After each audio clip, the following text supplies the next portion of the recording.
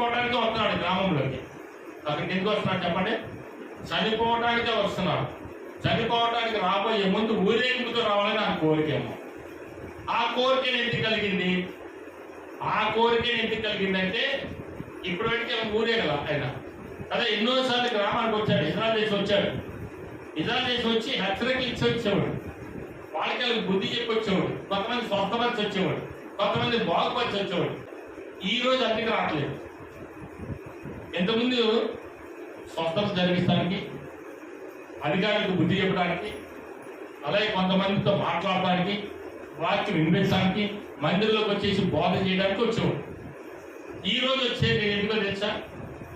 ఆయన మరణాన్ని ప్రచురం చేసుకుంటారు వచ్చాడు. ఈ రోజు ఎందుకు వస్తున్నాడంటే ఆ మరణాన్ని ఆ ఒక్క ఇజ్రాయెల్ దేశంలో ప్రచురం చేసుకుంటానికి వస్తున్నాడు, తెలియపరచుకోవడానికి వస్తున్నాడు. ఈ మరణానికి వెళ్తున్న ఈ వ్యక్తి ఎప్పుడైతే రోడ్డు గమనించండి, ఒక మరి మనవులే చేతం లేదు నాకు తెలియదు కానీ ఒక గొరిపటల్ని బలిపోయే ముందు ఊరు మొత్తం ఊరేగించుకొని తీసుకొస్తాడు. ఏర్లకొల్పప్పుడు వీళ్ళకి ఏర్లకొల్పండి ఎడికారు ఉంటే కానీ తీసేసాడు. దాన్ని తీసేసాడు. ఏర్లకొల్పప్పుడు ఒక గొరిపటలు తీసుకొని దానికి మెల్లో ఇది తీసుకొని దండేసేసి పూలు వేసేసి దానికి పసుపుతాడు ఎన్ని కట్టి దాన్ని పట్టుకొని ఊరు మొత్తం తిరుగుతారు, వెళ్ళి దండ వేసుకుంటారు.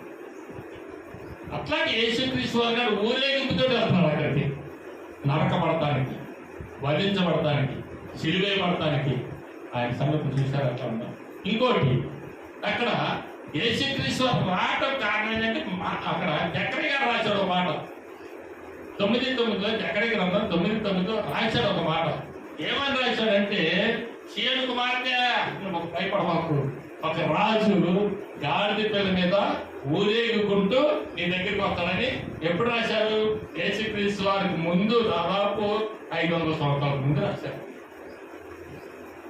అందుకని యేసుక్రీస్తు వారు ఊరేగుతూ ఊళ్ళోకి వస్తాడని చెప్పేసి చెప్పిన మాట అది నెరవేరాలిగా. ప్రవక్త ఏమైతే రాశాడో అది నెరవేరాలి అంతే. ప్రవక్త ఏమి రాశాడో అది నెరవేరాలి. చూడండి జకరియా గ్రంథం 9:9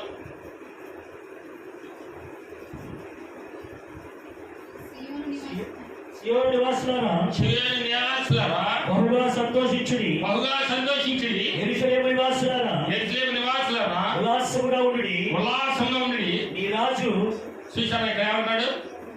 సీయోను నివాసులారా బహుగా సంతోషించడం. ఏమన్నా యేసుక్రీస్తు చనిపోవడం సంతోషమా?